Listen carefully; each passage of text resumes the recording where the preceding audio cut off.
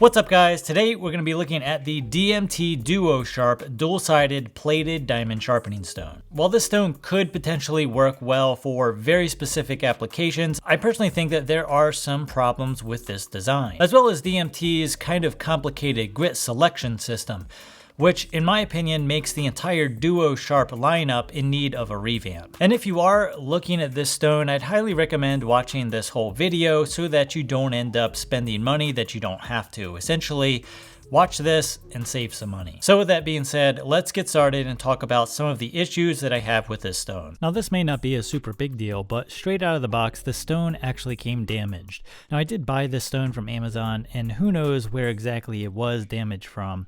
And I'm not a stickler for packaging, but the box this came in is super flimsy. The packaging isn't protecting the product from anything. So if you're going to be selling third party, you got to make sure your packaging protects the product. Now the damage aside, the next problem is the waffle pattern plated steel plates these employ.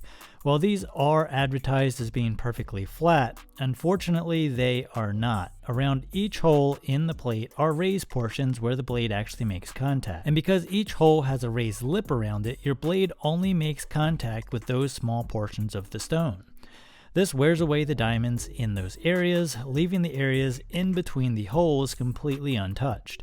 Essentially, you are only utilizing a very small portion of the actual stone. And because it's the plating itself that is built up, these raised portions don't wear down with use.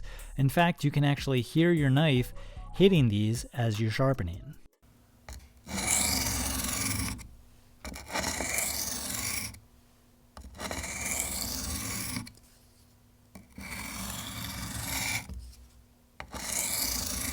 Now this is different than something like the Atoma plates, which also use a waffle pattern plating on their stone. The Atomas actually use clusters of diamonds much closer together. These clusters contain multiple layers of diamond abrasive, so that as the stone wears, new abrasive is constantly exposed. Personally, I haven't found any advantage whatsoever to the waffle pattern used on the DMTs, other than it is much cheaper to manufacture than a solid steel plate, which is something I learned when I looked into manufacturing my own diamond plates. Now while the plating itself looks good with near zero grit contamination on this sample, I found their grit selections for each stone to be off somewhat. They currently have 4 grits in the Duo Sharp lineup, and you can get 4 combinations of those 4 grits. A coarse, extra coarse, a fine coarse, an extra fine fine, and an extra fine coarse. Now this is super confusing and they don't offer the one combination that you actually should get, which is probably because it makes the rest of the combinations not necessary. And that combination is the extra coarse, extra fine. If they do make this combination, I couldn't find it on their site or any of their sellers' sites, so I'm assuming they don't make it. Now I know there's even more grits on the box than they offer on the website, and certain sellers advertise even more grit combinations such as medium extra fine. The entire grit lineup is just super confusing. I can't figure it out myself. Now you can go right from the DMT extra coarse to the extra fine with 0 problems whatsoever. And that's the combination that I would get if they actually made that combination. So this is DMT's own extra coarse sharpening stone, sharpening this brick dulled Volstead raccoon. And here's what that looks like after sharpening.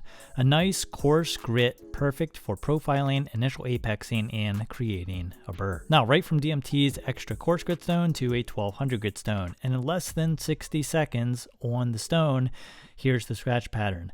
Nice and consistent 1200 grit. There's simply no need for an intermediate stone, unless for some reason you want an intermediate stone for finishing, but for pure progression purposes, it's just not necessary. Which brings me to my example of the coarse fine grit combination. The coarse side just isn't coarse enough for great profiling, and the fine side needs to be slightly finer. The grits are just too close together to really be necessary. To simplify this whole grit combination thing, you just need a DMT extra coarse and an extra fine.